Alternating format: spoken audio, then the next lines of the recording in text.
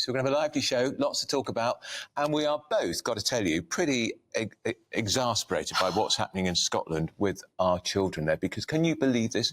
Scottish primary schools are being encouraged to ask pupils as young as 4 if they're gay, lesbian or trans. Did you know what a trans person was when you were 4?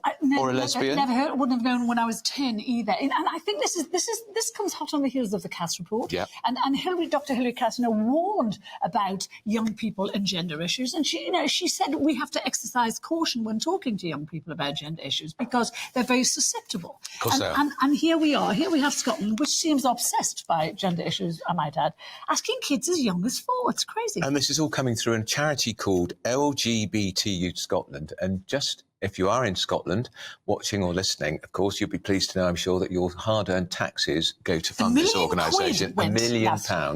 And so the charity says that head teachers should install gender-neutral toilets to mark Transgender Day of Remembrance it's interesting. for 4-year-olds. The gender-neutral toilets. There was a big story in Scotland last year where teenage girls would not use the trans toilets because boys were coming in and taking the mickey out of them when they were on their periods, going into their sanitary bins, messing around. So girls were not going to the toilet at school during the day because of this. And, most parents would say they want to have separate toilets for the kids. Why can't you just have one toilet for transgender people? And of course, all this was a big factor in the demise of Nicola Sturgeon. Well, of course. Because of the trans. And also, don't forget, Scotland has brought in that new hate crime law, which has already had about 12, or is it 15, or is it 20,000 now? People have complained already. Well, especially about homosexual, isn't it? Yeah, the first one. Now, has the world gone mad? Let's talk to the co-director of For Women Scotland, Susan Smith, and GB News senior political commentator Nigel Nelson. Susan. Morning.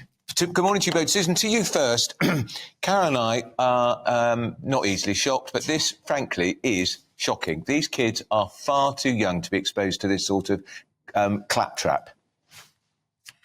Well, frankly, LGBT Youth Scotland should be nowhere near any schools. But the fact that they're in primary schools is especially shocking. They are not even... This is not even in their remit. So when they go out and look for funds, they are looking for, their stated aim is to deal with children in the age range of 13 to 25, so children and young adults. But they don't even claim to have any expertise in primary schools. And yet here they are trying to extend their reach, going into primary schools, grabbing them while they're young, much like the Jesuits used to, and trying to indoctrinate them with this new secular religion. And Susan, the Scottish Government have already been warned about the promotion of ideology in the classroom, and yet they're choosing to ignore that. What can be done about that? Anything? Well, I think parents need to get in contact with their schools, especially if they see that they're going for an LGBT youth charter scheme, and demand to know what they're doing and demand answers. We have information on our website about the toilet issue, because we have an opinion from a leading KC that says that this is not legal. This is contributing to the harassment of girls, as you said, in schools, and this should not be happening. It's funny because I was just talking to peers before the show started that it is illegal to actually do this under the Equality Act. So they're breaking the law as well. It's frightening, isn't it? Because young children are very susceptible, and there's a lot of peer pressure around the trans issue. So a child who may or may not be trans or gay or lesbian may feel they have to become one of those things to fit in. Yes, and all these schools under the LGBT Youth Scotland scheme have these clubs, these rainbow clubs, and it's obviously even more appealing to young children, terribly glittery, terribly exciting, come and be allies, come and express yourself. And so they're going along to fight for a sense of belonging, and then they're coming out with these brand new identities. And of course, as we know now, Cass has said that this social transitioning is not a neutral act. So they are getting ever younger children to do this. In defiance of Cass, the Scottish Government is busy ignoring the findings of the Cass review. Now they're allowing this from one of their own organisations, because the Scottish Government, as you say, fund this organisation. And, there's going to be a generation of children, frankly, at some point, who are going to need redress. And is that going to come from the government or LGBTU? Susan, thanks. Let's bring Nigel Nelson into the conversation. Nigel, do you think this is a reasonable way to approach 4-year-old children? Yes, provided that the initiative is age appropriate. So obviously it depends how it works. Now, if we're talking about words like indoctrination or encouraging them to be gay or trans, that would be wrong. The idea of actually normalizing sexuality from a young age, I would have thought is a positive thing. Because bear in mind, an awful lot of children nowadays will have 2 dads or 2 mums, so they're experiencing all this at home. So no harm then in making it a normal part of growing up at school.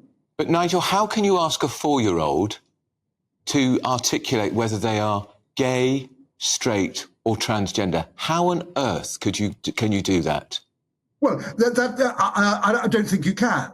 But this is what they're going to do. But this is what they're going to do, Nigel. Are they? Are they yes, actually they are. telling the 4-year-olds and saying to them, "Are you gay? Are you lesbian? Are you trans?" And they're going to have an LGBT champion aged about 7 or 8 by their shoulder.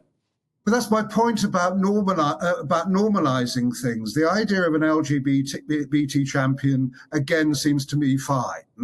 It's a question of making the whole thing normal. But what would be wrong would be to encourage it, to indoctrinate. Those are things that should not happen. But until we actually see how this initiative is actually working, we have to go from there. And I think Susan's right, that parents ought to have a hand in this and make sure that what is happening to their children is appropriate for that age group. But Nigel, last week Hilary Cass said clearly in her report that social transitioning, which is what this is all about, could change the trajectory of a child's sexuality. They may feel that they should be doing it because their schoolmates are, because it's exciting, because it's new. So that is social transitioning of an ideology. It's crazy. Well, hang on, but that's suggesting that children are being encouraged then to be being gay or trans or whatever.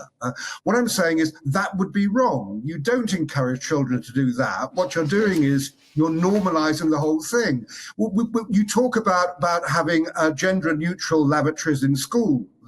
Now, provided they are proper unisex lavatories, self-contained cubicles with their own washing and drying facilities, that would be... Nigel, they haven't worked in some. They haven't worked in some. Well, let's get Susan back in that. What is the point of gender-neutral loos for 4, 5 and 6-year-olds?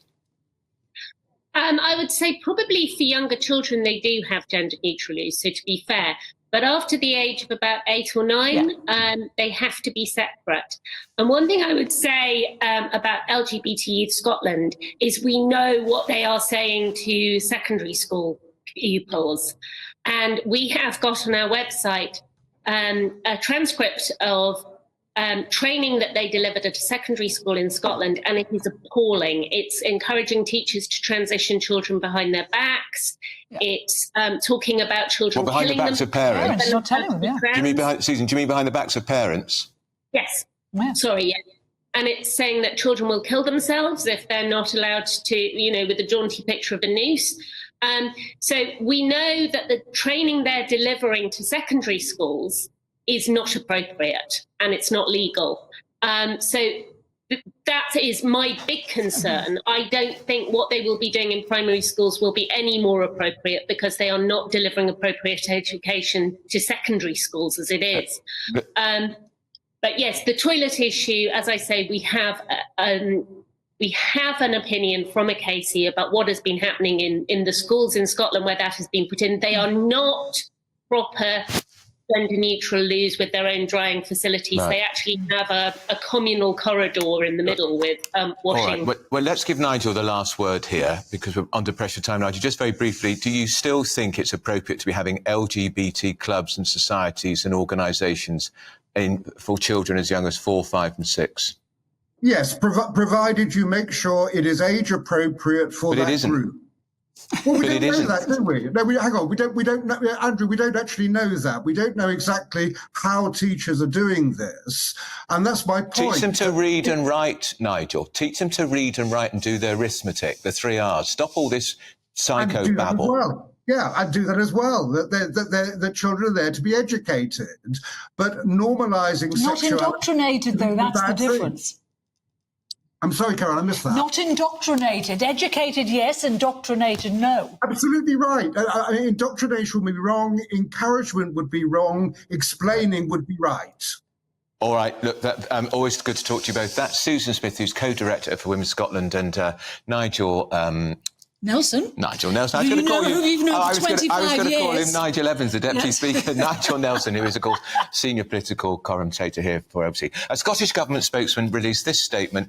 We're committed to doing everything that we can to make Scotland the best place to grow up for LGBT plus young people. I think you messed that up. This includes funding LGBT Youth Scotland to deliver a range of projects, such as the LGBT Charter programme. LGBT Scotland are yet to comment on this story themselves.